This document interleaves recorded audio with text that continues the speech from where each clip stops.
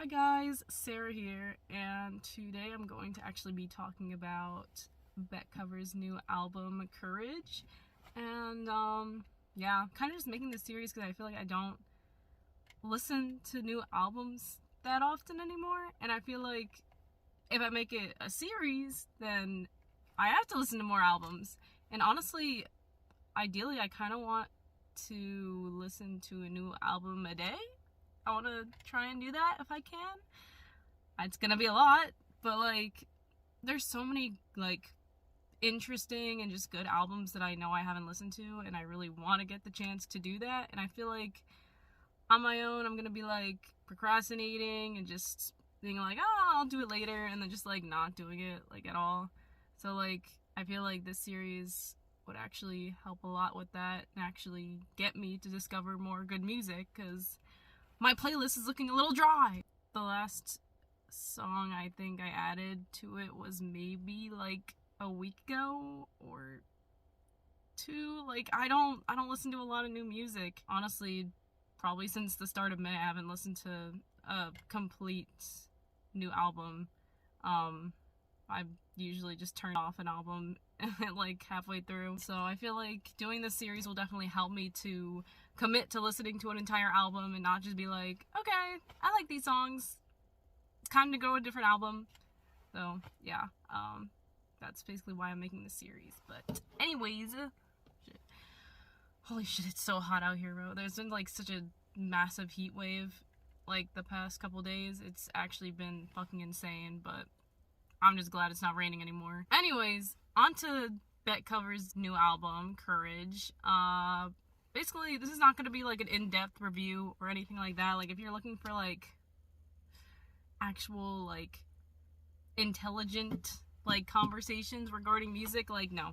I'm just going to be saying straight up how I feel about each of the songs, how they make me feel, like the scenarios I kind of imagine while listening to them, like the vibe. Like, that's what I'm talking about. I'm not gonna go into like the specifics of like the instrumental. Like, I'll mention like the bass and like when there's like a sax playing or like a clarinet, I'll mention it, but I'm not gonna go into any sort of depth because I just want this to be a quick like, yeah, I listened to the album, how I feel about the songs on the album, and you know, how I felt the album was overall. Like, out of 10, what would I give it? I'm actually recording this before I listen to the album. betcover is actually a Japanese indie art rock band. I haven't listened to a lot of their albums. Tamago was the only album I think by them that I've listened to all the way through, and I really like Tamago. I thought it was a really good album. Like, it combined like a lot of like jazzy sounds with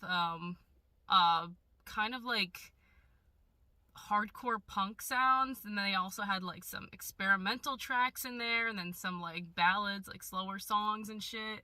And it was honestly like really, really good, and I would recommend you listen to Tamago. So I'm really hoping that Courage is similar, because if it is, then I'm gonna really enjoy it. But I really know nothing about the album right now. Like, I'm going into it completely blind. I just saw betcover came out with an album like about a week ago.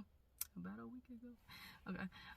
But yeah, I heard they had like a new album, and I was like, you know what, I'm gonna listen to it, but I want to make this series, so I'm gonna wait. So then I waited, and here we are today. Before I even listen to it, I feel like it's going to be, I'd rate Tamago probably like a 9, so I'd probably say, honestly, probably a 9 too. Like, I really like Tamago, so it's like, I don't know why this would be any worse or anything like that, so we'll see. But yeah, I'll catch y'all when I finish listening to it.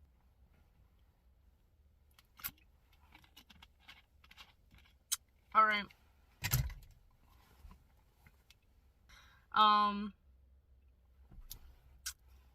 That was a good ass album. Definitely a lot like jazzier than Tamago was. Like, pretty much all the songs on there were like pure jazz. I mean, there were also like slower songs on there too, but it was just very jazzy and very much like theatrical. Like, you would hear, like, I feel like it's like music you'd hear like a cabaret or something like that, like some big show. Like, a lot of them, oh my god. Okay, that, I guess, yeah. But yeah, what probably stood out to me the most, in all these songs was just the fact that, since it was so jazzy, like, it had a lot of sax, some, like, really good, like, sax solos and shit, and also, like, really good piano solos, like, holy shit, it was fucking insane, like, really went off on the piano. The first song is called Forgetful Woman.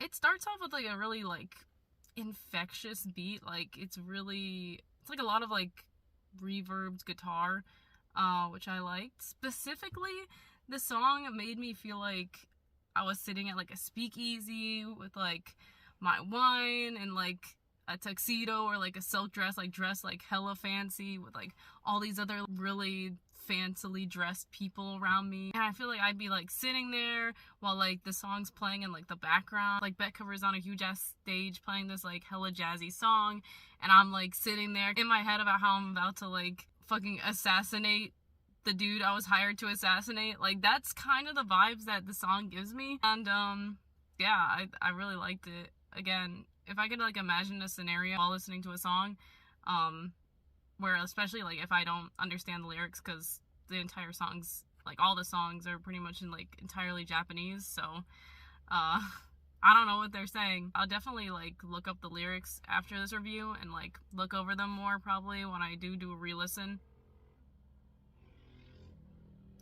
So yeah, when I do a re-listen of this album, which I probably will because I did like this album, I'll definitely look at the lyrics translated to English, because I'm definitely interested to find out what they were talking about in this song. The next song was called Miko's Concert, and I'd say it's a very grand sounding song. It has a lot of big vocals with, like, high pitched backup vocals, which is pretty common throughout this entire first half of the album. Very much like a swingy groove. There's a lot of, like, random talking in between, like, each kind of switch up throughout the song, because there's, like, a lot of, like, tempo changes and shit like that.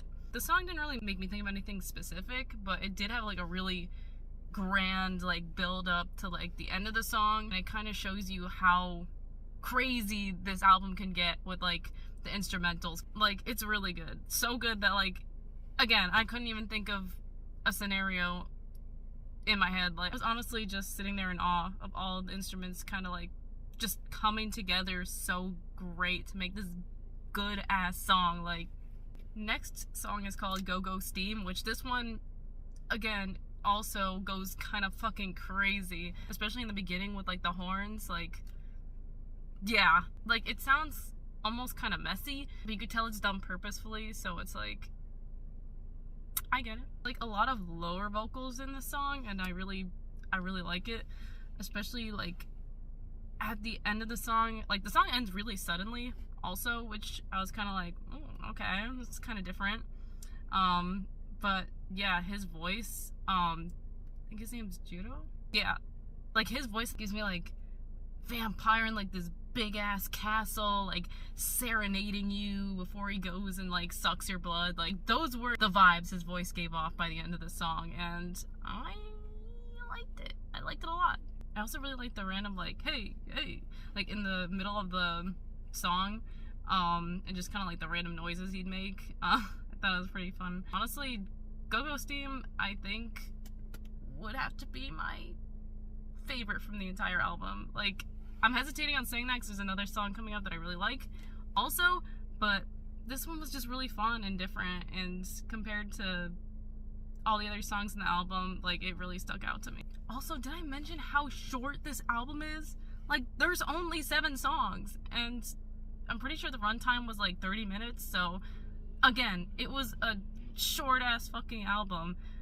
I wanted it to be longer. Like, I was expecting more, and then I'm like, damn, that's it. Like, there's no more songs. So, I mean, I think that also says something about how much I enjoyed the album. Like, I wanted it to keep going. Anyways, the next song was called Summerland, which was more of a slower song, but my mind, bro, my mind was really coming up with scenarios for this one. But the song was literally like 7 minutes, so it was like, how could I not?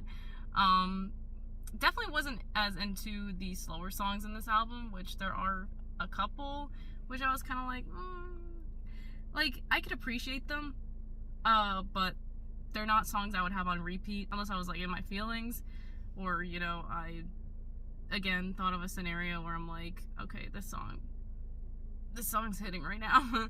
Like, I feel like the slow songs a lot of times also had like kind of zero build-up and didn't really feel like they fit with like the other pieces throughout the album.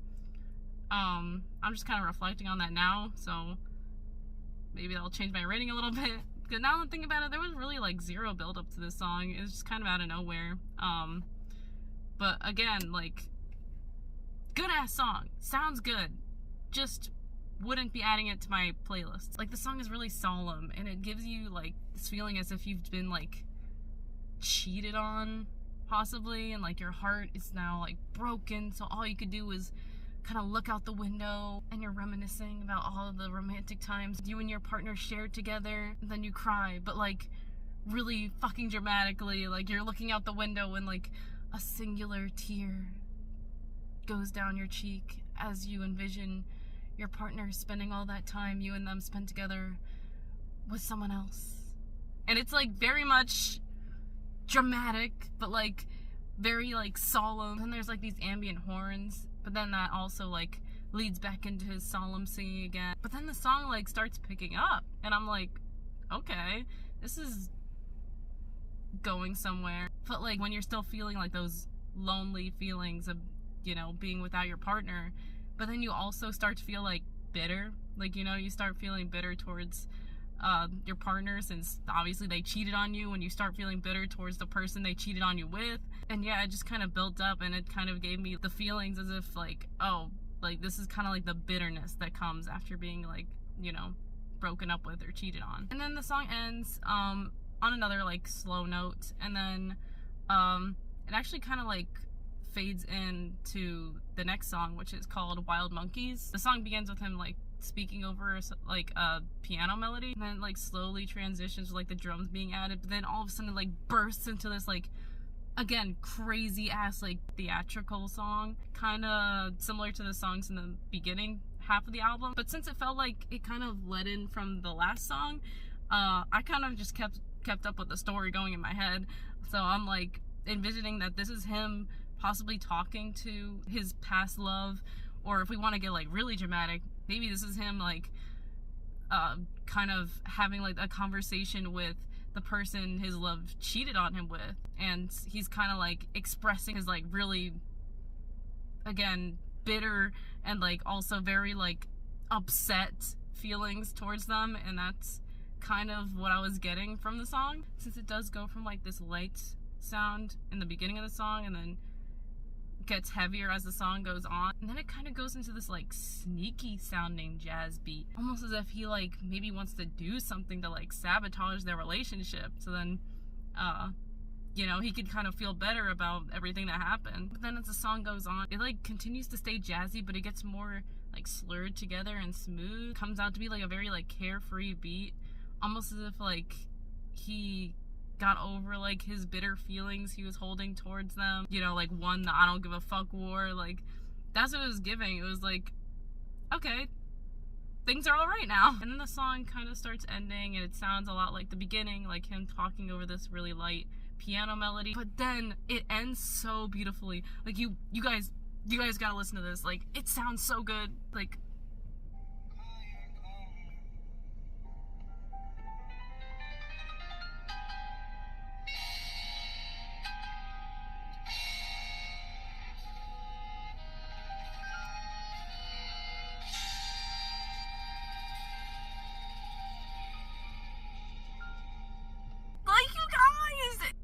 it's crazy. Like, it's crazy. It sounds so good though. Like, it sucks because it's like, honestly, this is probably my second favorite song. And it's actually called Wild Monkey, not Wild Monkeys. Yeah, it's probably my second favorite song in the entire album, just from that one fucking part. Like, I don't care. It just sounds so fucking beautiful. Oh my god. this song was definitely one of the most insane, for sure. But at the end, it just kind of gives me the feeling as if he chose to stay out of his lover's life forever, you know? Like, he just doesn't care anymore, and his lover's with someone else, and he could go on his way. Like, it's so pretty. Okay. Moving on to the next song, which I feel kind of like was a flop, in my opinion. I don't really like it that much. It was, again, another slow song, but this one is kind of, again, solemn, but felt more predictable than the past slow songs. The song's called Stay With Me, which, honestly, I kind of wish this was a cover of Miki Masabara's song. But yeah, it was just kind of a slow piano ballad, and was honestly pretty forgettable compared to all the other songs. That's all I gotta say about it. Probably my least favorite. Yeah. Okay, so the last song on the album was called Galaxy Golden Boy, and don't think it has any relation to the anime. Let's hope not, anyways. But yeah, it's another slow, long, I think it's like 7 minutes. Another like slow ballad song. Honestly, it's better than Stay With Me. I'll give it that. It's not completely forgettable. Judo's singing, though, was kind of one note. The thing I did like about it, though, is that it had, like, really good, like, clarinet solos. And it also had, like, guitar solos, too. But yeah, the song was kind of pretty one note compared to all of the bolder sounding songs from the beginning of the album. And yeah, I just kind of felt like it ended off the album kind of weak compared, especially since like how like loud and theatrical and just like crazy jazzy the beginning of the album was. It's just like, oh, it's over. Okay. While listening to this album, I feel like it'll the songs on it will definitely grow on me, I feel like, because honestly there's probably only Wild Monkey and Gogo Steam that I would add to my playlists from this album, which kind of surprising with Wild Monkey because it does start off kind of slower, and I'm like, again, I'm not a huge slow song type of person. Like, that's not a song I usually would add to my playlist, but again, it picks up a lot, and that goddamn ending, bro, like, it's so good. Yeah, those are probably the only two out of all the songs on the album, and actually maybe Forgetful Woman. Yeah, I feel like I'd probably add that to one of my playlists. I have a couple playlists, but my main playlist I'm talking about mostly here. Yeah, I'd probably add that song to my main playlist too. But yeah, I wish the album was just longer, like less than 30 minutes early. Like, from what I saw, they hadn't released an album in a bit too, so like I kind of would have just like more songs on the album. Anyways, let me get to the rating of the album. Honestly, does not hit as hard as Tamako did, with all of the different like genres it included throughout that album and how they all just mixed together so perfectly and made like such a complex sounding like album, and just it was so unique. Like, I really like Tamako, and I was really hoping this would be more like that.